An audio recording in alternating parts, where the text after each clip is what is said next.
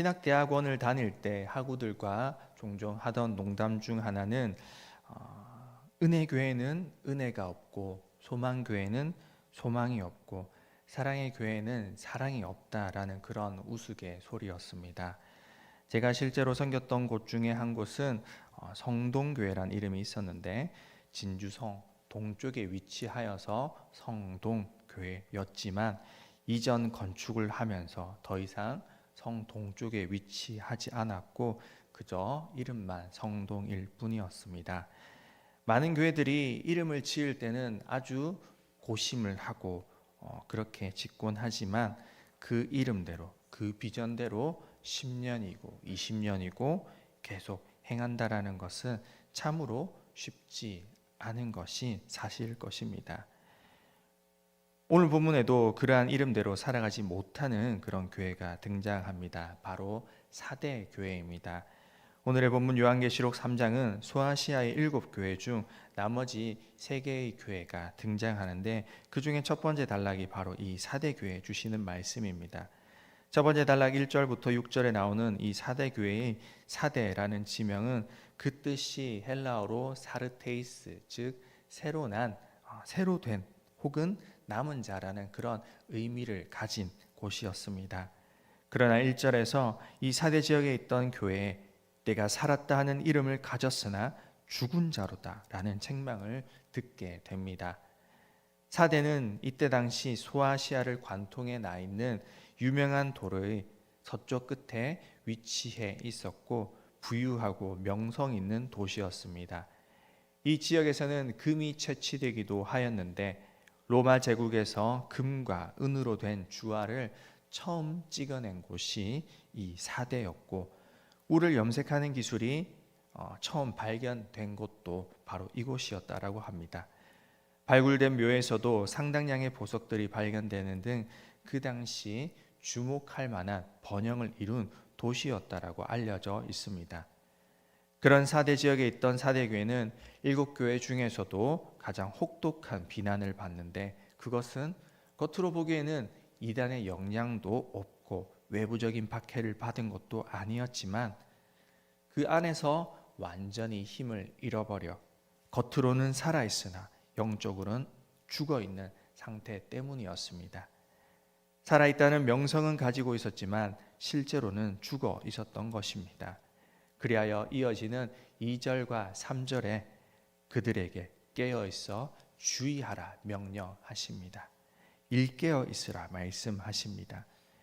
이러한 권면은 사대 지역과 사대에 사는 성도들에게는 특별히 무게감 있게 다가왔을 것인데 왜냐하면 이 도시가 2번씩이나 경계병들의 감시 소홀로 무너졌던 것이 그런 역사가 있었기 때문입니다. 기원전 500년경 페르시아의 고레스 황제는 이 도시를 함락하기 위해 밤중에 군사를 보내 성벽에 나 있던 그 틈새로 몰래 들어가 성문을 열어 무너뜨렸고 기원전 3세기에도 비슷한 방식으로 이 도시는 함락을 당했습니다. 헬라 제국의 안티오코스 대제는 마찬가지로 밤중에 군사를 보내 성벽을 타고 들어와 안에서부터 성문을 열어 이 지역을 완전히 장악해버렸던 그런 곳이었습니다. 스스로 안전하다 여기며 경계를 소홀히 하면 재앙을 자초하게 됩니다. 그런 역사적 배경 가운데 하나님은 사도 요한을 통해 그들에게 경고하십니다. 일깨어 그 남은 바 죽게 된 것을 굳건하게 하라. 일깨어 있지 아니하면 내가 도둑같이 이를 것이다 라고 경고하십니다. 그러나 그럼에도 불구하고 이 사대 교회는 비록 죽었으나 아직 남아있는 자들이 있었습니다. 그 이름 2번째 뜻 가운데 남은 자라는 뜻이 있는 것처럼 사대 교회가 비록 죽었다라고 선언되었지만 아직 생명을 회복할 가능성은 있었던 것이죠. 4절에서는 그들 중 일부를 그 옷을 더럽히지 아니한 자 몇 명이라고 지칭합니다. 사대는 기본적인 무역이 이 양털로 만든 울 제품을 생산하고 염색하는 것이었기 때문에 더럽혀진 옷에 대한 암시는 즉시 이해가 되었을 것입니다. 흰 옷은 계시록에서 종종 등장하는데 이는 예수 그리스도의 재림의 날에 입는 결혼 예복이며 또한 성도들의 옳은 행실이기도 하고 구원받은 자 혹은 세속과 죄에 물들지 않는 거룩한 성도임을 의미하는 것이기도 합니다. 본문의 사대교회는 이단에 관한 어떤 공격이나 외부적 박해에 관한 언급이 없기에 아마도 그들 지역 자체의 부유함으로 인해 내부적으로 죽어가던 상태인 것으로 여겨지는데 이는 오늘을 살아가는 우리들에게도 큰 메시지를 줍니다. 아무런 순교의 위협도 없고 예전처럼 못 먹고 가난하게 살지도 않는 그런 오늘의 시대를 살아가는 우리 그리스도인들은 오히려 핍박받고 고난당하던 시절의 신앙보다 더 나약해지는 모습으로 살아갈 때가 많습니다. 교회는 순교의 피 위에 세워진다라고 그렇게 알려져 있는데 오늘날 더 이상 순교의 피는 뿌려지지 않고 있으며 그렇기에 그리스도인의 숫자는 날이 갈수록 줄어가고 있습니다. 우리의 다음 세대들 역시 더 이상 하나님 없이도 살아갈 수 있을 것만 같고 기도하지 않아도 부모님의 기도와 신앙으로 복을 누리고 살아가기에 아무런 문제 없이 살아갈 수 있는 것이 오늘날의 현실입니다. 그리하여 교회는 서서히 외부적 공격이 아니라 내부에서 죽어가기 시작합니다.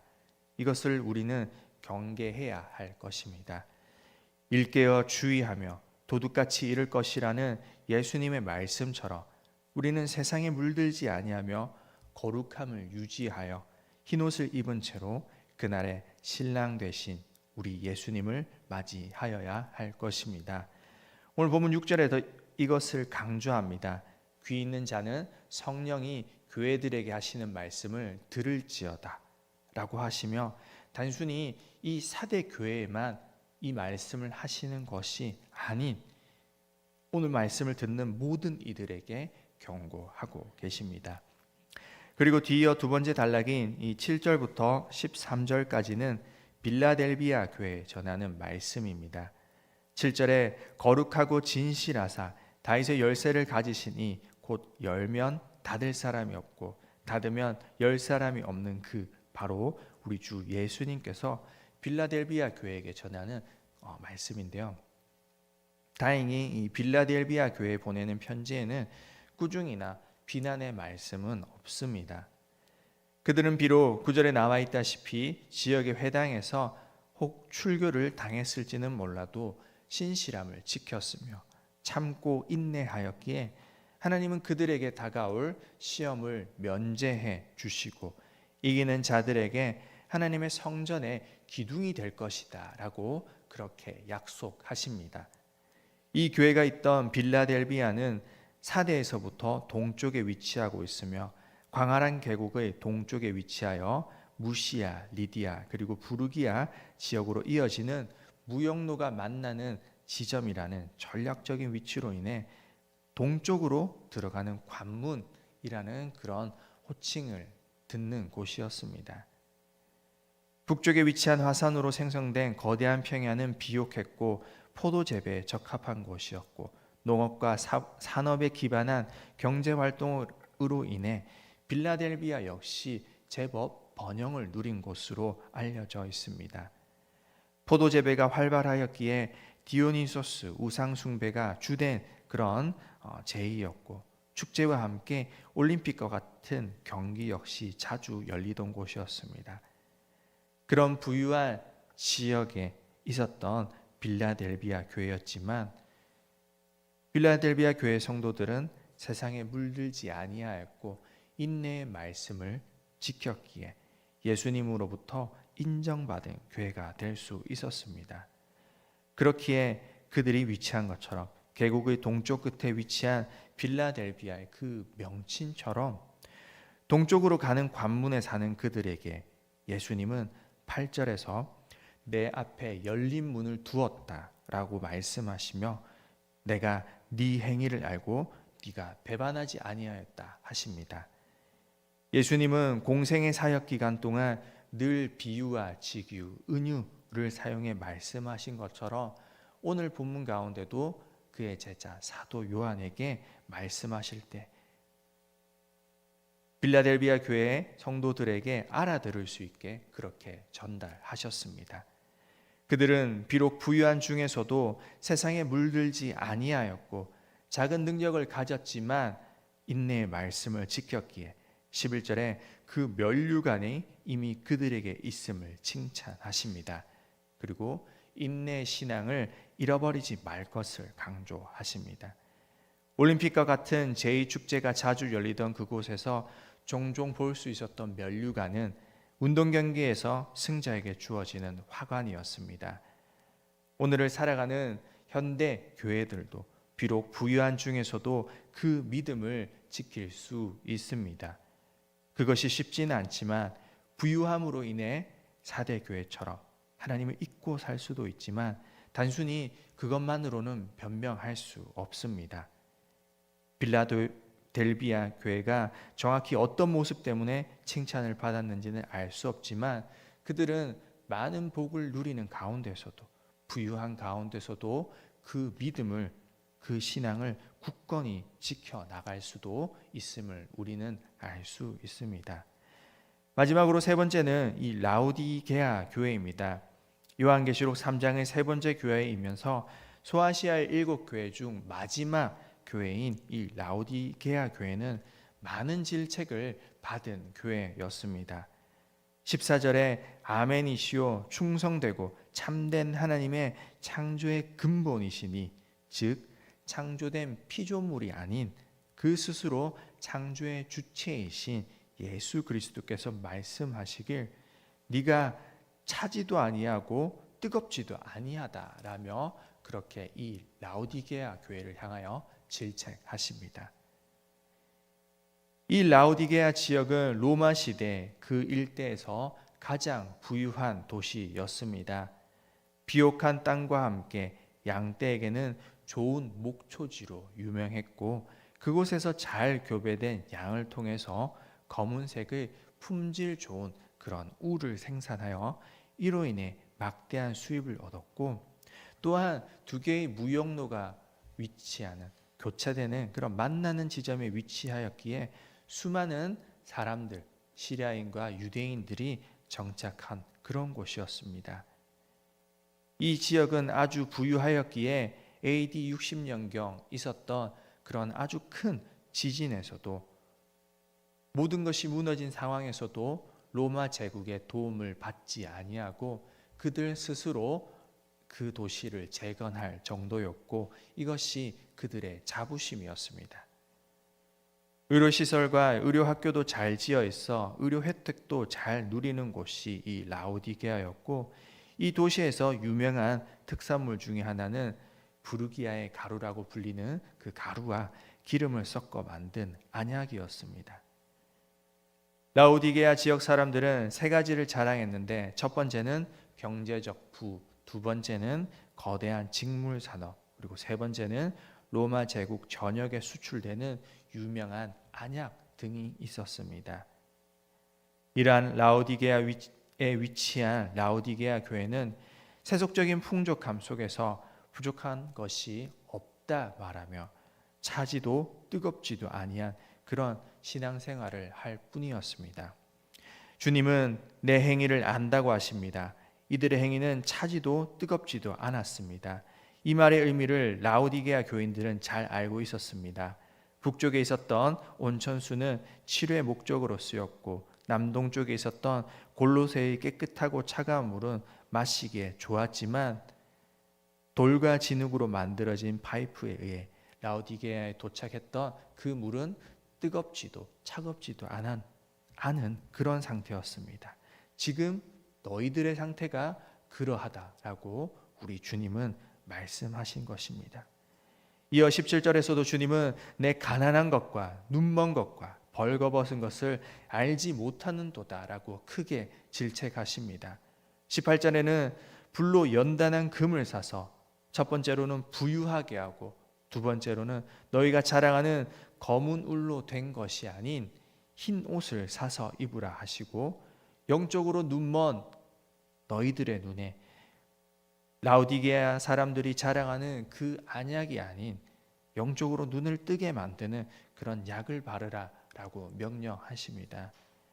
예수님께서 내게서 사라고 하신 이유는 라오디게아 교회가 자신의 힘, 세상적 부요함, 그리고 외적인 것에 만족했지만 참된 영적 부요는 오직 예수님께로만 얻을 수 있음을 강조하신 것입니다.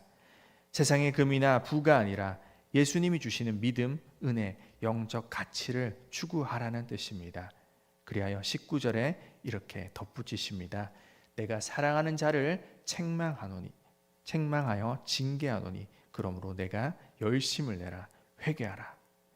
이것은 칭찬 없이 질책만 받을 라오디게아 교회에도 회개의 기회가 있음을 보여주는 희망의 메시지입니다. 이어 20절과 21절에는 이러한 희망의 메시지를 전하며 7교회에 관한 주님의 말씀은 끝을 맺게 됩니다. 오늘 우리는 이렇게 소아시아에 위치한 7교회 중 3교회에 관한 주님의 말씀을 듣게 됩니다. 그리고 주님은 우리에게 누구든지 내 음성을 듣고 문을 열면 내가 그에게로 들어와 그와 더불어 먹고 그는 나와 더불어 먹으리라 약속하십니다. 귀 있는 자는 성령이 교회들에게 하시는 말씀을 들을지어다 라고 명령하시며 오늘 우리에게 주시는 그 말씀에 귀 기울이라 명령하십니다. 그리고 그 음성을 듣고 문을 열라 하십니다. 오늘 말씀을 통해 우리는 사대교회처럼 살았다 하는 이름만 가진 것이 아닌 영적으로 깨어 세상으로부터 구별된 삶을 살아야 할 것이며, 빌라델비아 교회처럼 부유함 속에서도 세상에 물들지 아니하고 인내의 말씀을 지켜야 할 것이고, 라오디게아 교회처럼 차지도 뜨겁지도 않은 신앙인이 아닌 영적으로 눈떠 주님이 원하시는 일, 원하시는 사역을 감당하는 그런 저와 여러분의 모습이 되어야 할 것입니다. 오늘 하루도 칭찬받는 주의 교회 성도로서 아름다운 신앙의 모습, 그런 본이 되는 삶을 살아가는 그런 저와 여러분의 삶이 되시길 간절히 바라고 소원합니다. 기도드리겠습니다. 하나님 아버지, 오늘 소아시아 7교회에 관한 그런 예언의 말씀, 주님께서 전하신 메시지를 통하여서 오늘 저희들에게 또 주시는 그 말씀을 듣게 되었습니다. 저희들 부유함 가운데서 아무런 문제도 없이 근심도 걱정도 없는 그런 상황 가운데서 때로는 깨어있지 아니하고 기도하지 아니하고 주님 바라보지 아니하고 나의 힘으로 살아가거나 나의 생각으로 나의 부유함으로 그 모든 것을 이겨내려고 그렇게 하고 있지는 않습니까? 그런 저희들에게 오늘도 주시는 말씀, 주님만을 바라보고 일깨어서 주님 오실 그날만을 바라보면서 또한 영적인 눈을 깨어서 항상 주님께서 원하시는 일을 하며 그렇게 뜨겁지도 차갑지도 아니한 신앙생활이 아닌 늘 뜨거운 모습으로 주님의 일에, 주님의 사역에 귀하게 헌신하는 모습이 있어야 될 줄로 믿습니다. 주님 오시는 그날 책만 받는 그런 성도로서 살아가는 것이 아닌 주님께 칭찬받는 우리의 모습 되게 하여 주시옵시고 늘 그 일에 힘써 주님의 일을 감당하는 우리 모습 될 수 있도록 주님 인도하여 주시옵소서. 하나님, 오늘도 귀한 예물 주님 앞에 올려드립니다. 나의 부요한 것 주님 앞에 내어놓사오니 주님의 사역에 귀하게 사용하옵시고 세상에서 많이 가진 것으로 자랑하지 아니하고 영적으로 부요함을 자랑할 수 있도록 영안을 열어주시고 주님께 더욱 감사거리 차고 넘치는 그런 삶 될 수 있도록 또한 인도하여 주시옵소서. 감사드립니다. 예수님 이름으로 기도드립니다. 아멘.